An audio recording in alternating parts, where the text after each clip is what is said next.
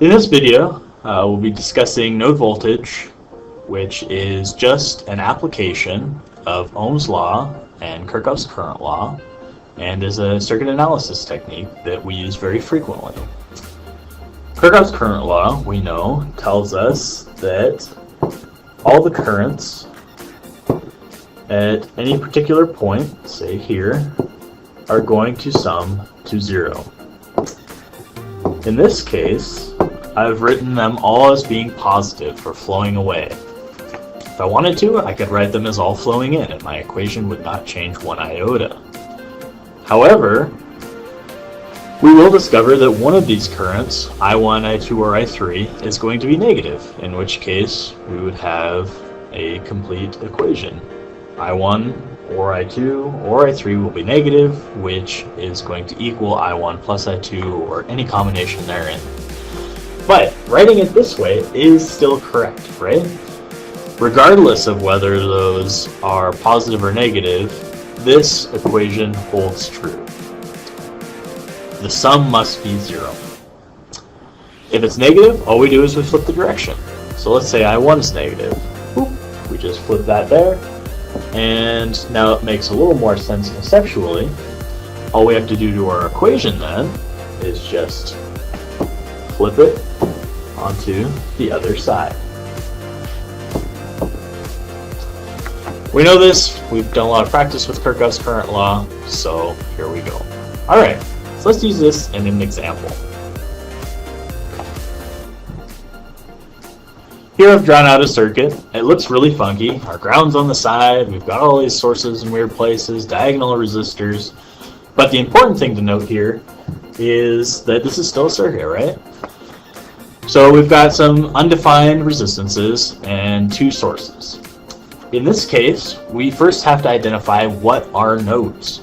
Well, nodes are places where we're going to find three or more currents branching. So this is one node.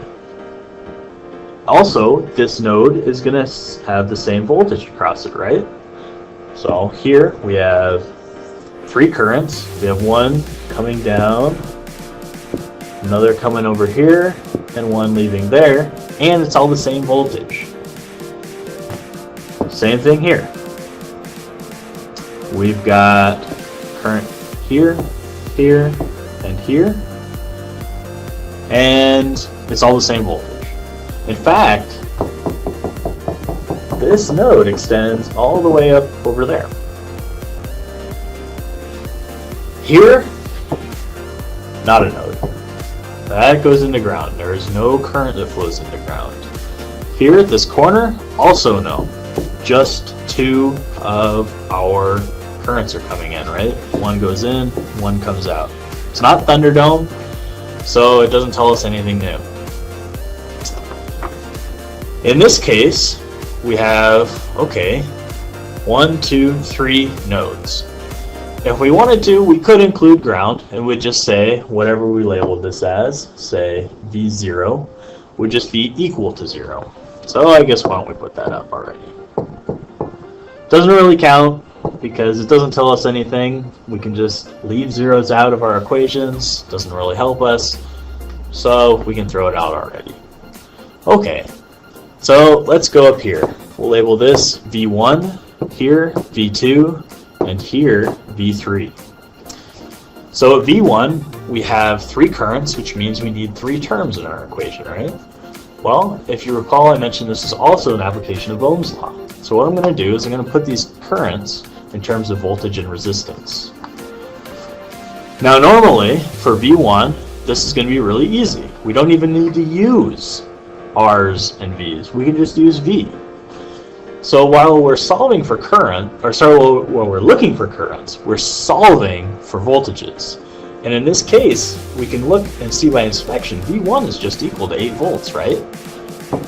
We go up 8 volts, and that's V1. And that's our first equation. V1 equals 8 volts. Okay, that was easy. So then for node 2, that's a little tricky, right? We've got this bar. That doesn't really tell us a whole lot. But we can see if we draw these out, we've got one current 2 current, and 3 current, and 4 leaving out of this node. And it's not what's inside the node, but what's leaving the node that we care about. So any current that flows along here, we don't really care about because it's within the node. Only what leaves is what we need to count. So in this case, we have our current here, and that's going to be V2 minus V1 over R1, right? Voltage over resistance equals current. Okay, that's easy. Let's do it again. V2 minus V1 over R2. All right. V2 minus V3 over R4. Now we have one more. We've got a resistor there, but this one's even easier. We have a current source. We know the current on this branch already. It's labeled right there. And it's leaving, which says it's going in the direction of all these other currents leaving. So we add it, plus 1 amp.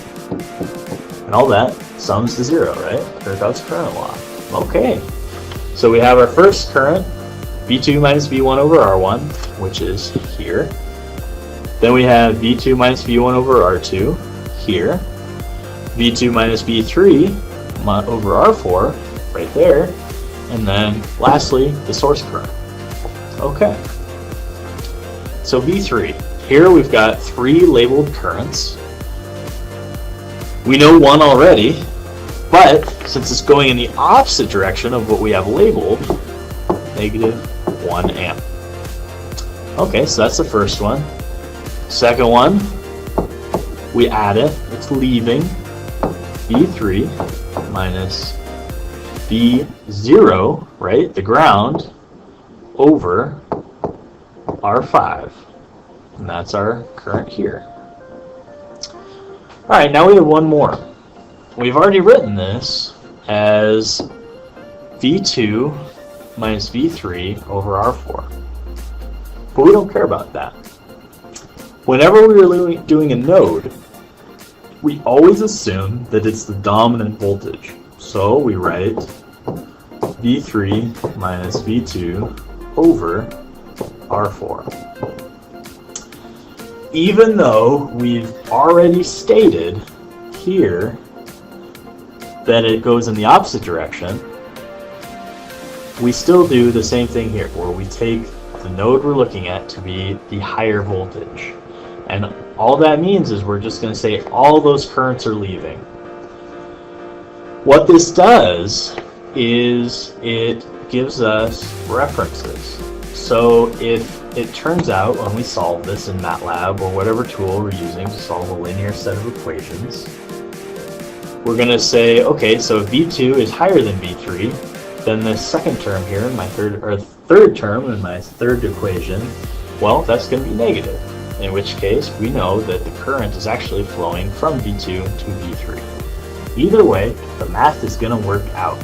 And that's the beautiful thing about this. As long as we're consistent, everything's going to work out fine. So, consistency here.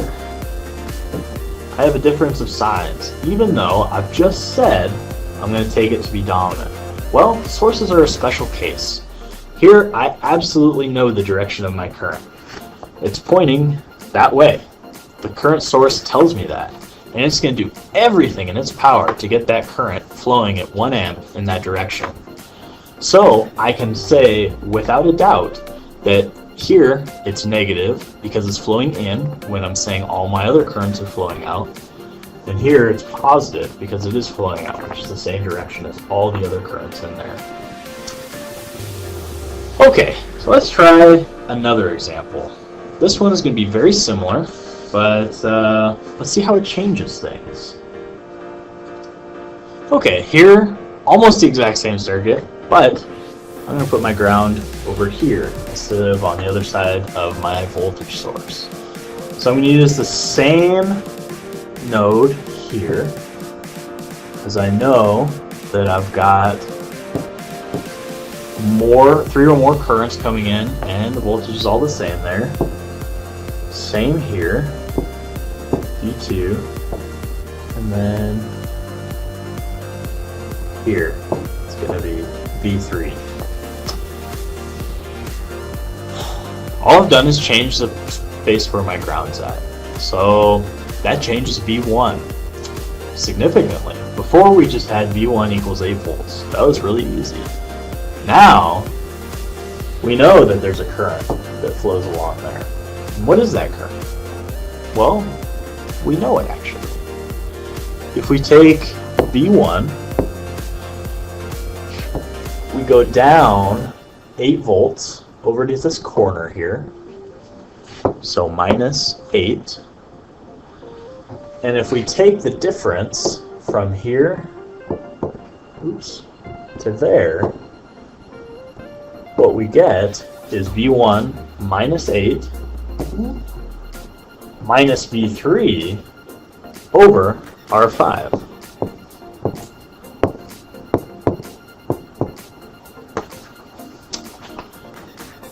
And you can check this math. You can put a dummy node at this corner here.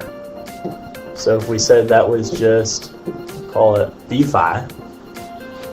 So V5 is just going to be equal to V1 minus 8 volts. Okay. So then now if I use V5 for my current here, if I take V5, the difference between V5 and V3 over R5, that's going to be that current, right? That branch current. We'll call this I5. And all we have to do is replace that up here. And we can see that it replaces perfectly. So that's just algebra. And that's how we deal with a voltage source that's in series with a resistor. It's very easy. We'll get to what happens if we don't have that resistor there in the next video. Okay, so that's the tricky part of this. Alright, so let's go to the next one. Well, we just have V1 minus V2 over R1, the branch current there. And finally, V1 minus V2 over R2. Awesome. One thing must equal 0, otherwise incorrect. Okay, next node, V2. So let's do the easy ones first.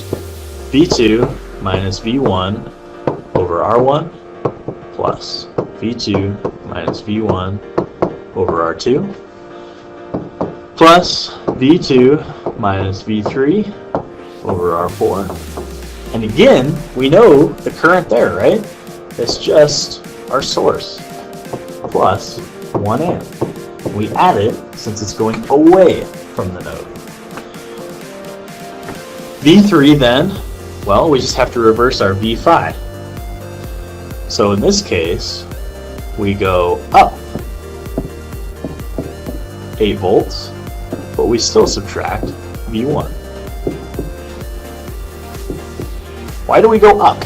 Well, if we flip the order of our resistor and our source, it doesn't change our circuit at all.